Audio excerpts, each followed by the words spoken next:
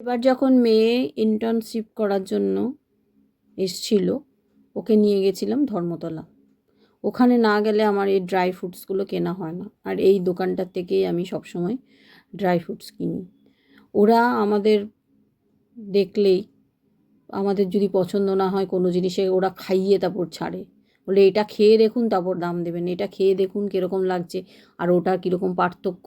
এইভাবে আমাদের একটা দুটো করে খাওয়াবে, আর খেয়ে খেয়ে দেখি, তারপরে বেশ দেখলাম টেস্টটা ভালোই আছে, ওইভাবে করে নিই। তো এখন বেশি করে কিছু নিলাম না, অল্প অল্প করে সব কিছু নিয়ে নিলাম, কারণ তারপরেই আসে দেওয়ালি, আর দেওয়ালিতে অনেক ড্রাই ফ্রুটস বাড়িতে গিফট হিসেবে আসে, তাই অল্প করে নিয়ে নিলাম, বেশি নিলাম না। বললাম নালে কি পড়ে থাকে, এখনও পর্যন্ত অনেক ফ্রিজে পড়ে রয়েছে, তো যেগুলো নেই সেগুলোই একটু নিলাম, বাদ বাকি তো রয়েছেই।